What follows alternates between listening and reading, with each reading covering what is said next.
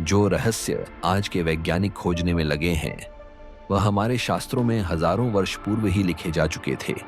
कहा गया है भगवान विष्णु अपने एक श्वास से अनगिनत ब्रह्मांडों की रचना करते हैं और एक ही श्वास में उन्हें समेट भी लेते हैं। क्या यह केवल कथा है या इसके पीछे कोई गहन ब्रह्मांडीय विज्ञान छिपा है?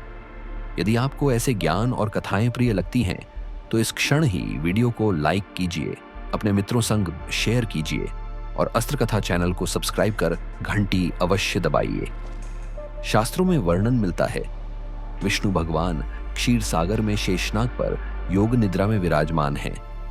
उनकी नाभि से एक कमल प्रकट होता है और उसी कमल से ब्रह्मा जी का जन्म होता है जो सृष्टि की रचना का कार्य आरंभ करते हैं। आधुनिक विज्ञान भी यही कहता है एक सूक्ष्म बिंदु से संपूर्ण ब्रह्मांड की उत्पत्ति हुई।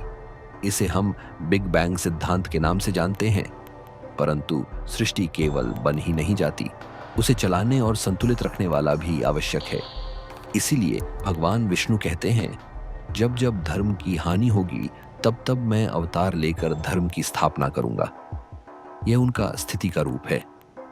विज्ञान की भाषा में कहें तो जैसे गुरुत्वाकर्षण और डार्क एनर्जी पूरे ब्रह्मांड का संतुलन बनाए रखते हैं, वैसे ही विष्णु अपने अनंत रूपों में सृष्टि की गति संचालित करते हैं। और जब प्रलय का समय आता है तो ग्रंथ कहते हैं विष्णु के एक श्वास में संपूर्ण ब्रह्मांड पुनः उन्हीं में विलीन हो जाता है।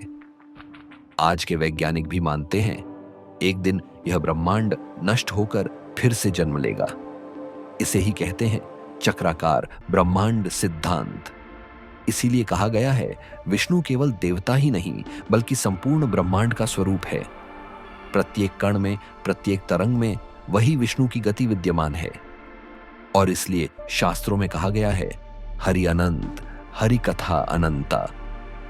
यदि यह दिव्य यात्रा आपको प्रिय लगी हो तो वीडियो को लाइक कीजिए, मित्रों के संग शेयर कीजिए और अस्त्र कथा को सब्सक्राइब कर हमारे साथ जुड़े रहिए। आपका छोटा सा सहयोग हमारे लिए अत्यंत महत्वपूर्ण है।